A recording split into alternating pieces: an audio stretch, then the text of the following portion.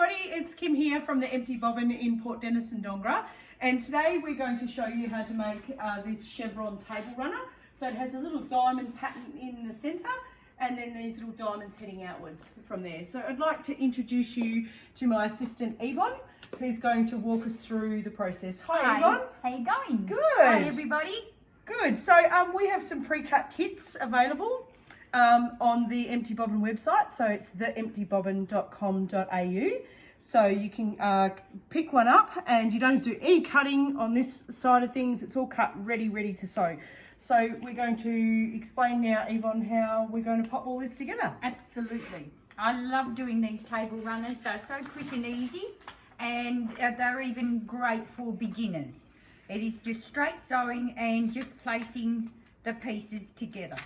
Now this is called a Chevron table runner, and we're unsure of the origins of where the pattern came from, but it is available on the internet if you want to have a look for it and download it.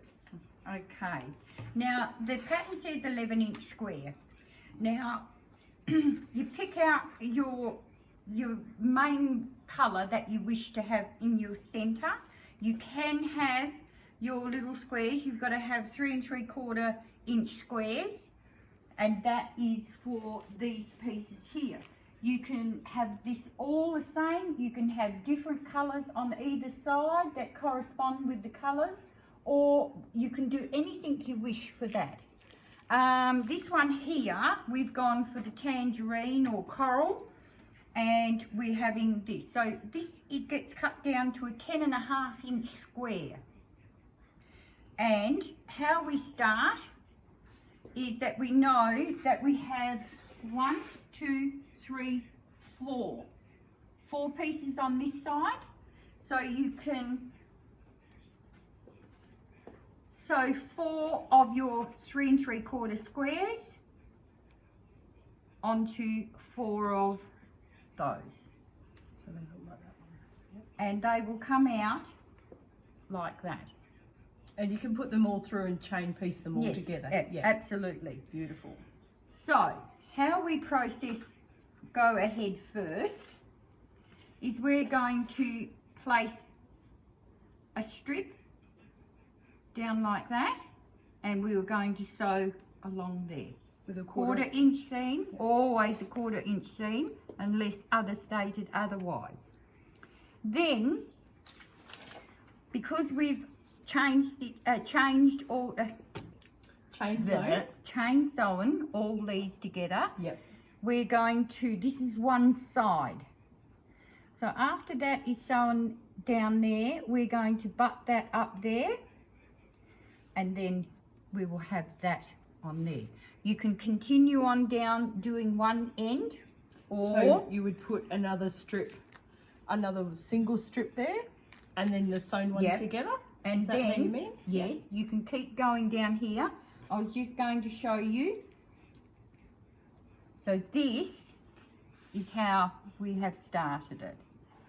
So there's your 10.5 inch square, and then we've put on your 10.5 inch strip, and then, excuse me, your strip has gone there.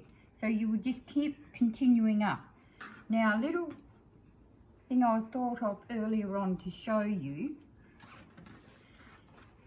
excuse me, is when you're going for the next strip, you think, where am I going to go now? If I do that, you go here, and you will have a V. That is all going to be cut off later, and then you're going to place that here. So you would always have this strip on the same side? You don't have to. Yeah. If you were to place this strip here and go the other side, it makes no difference. It makes no difference whatsoever. Now another one, you can have the table runner. You can make a shorter table runner. So you can go your 3 pieces here. Also, if you want to get really fancy, you can do, oops, where are we going? Here we go.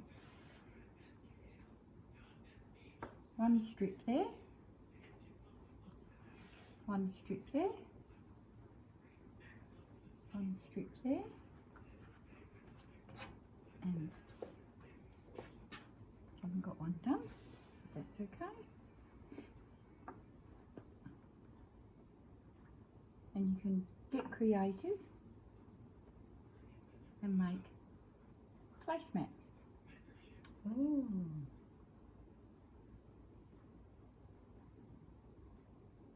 Beautiful. All right. And so you can make these as long or as short You as you can need do them to fit your table. anything you want. So there's a nice table centre. Yep. So once we've added all the pieces together, Yvonne, and we're satisfied with the length of our table runner, then we would trim these pieces off here. And is it important to leave a 1/4 inch seam, or how do you trim yours? We're not actually going to trim this one because it's not finished, but you can go from, see where your seam is here. So you can get your ruler and you can get your 1/4 inch. And then you would go 1/4 inch here. So your 1/4 inch line is right on where that seam is there. So once you get that all lined up, takes a little bit of time. There's your 1/4 inch, and there's your 1/4 inch. So they're on the points there. On the points. Yep. And then you would line up as far as one side and do it that way. And then you've always got, because when you come back to do your binding, when you've got your, that will be all married up.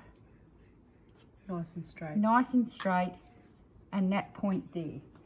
So you would have this point here, which is hard to see on this We'll one. bring that closer to the camera. Not that close. So. See there? So you're virtually right on the seam line. You can stitch in the ditch in that, or you can do your quilting. So you've used quilted calico on the back, calico, yes. and then put binding on the top. Yes. Of that. Yes.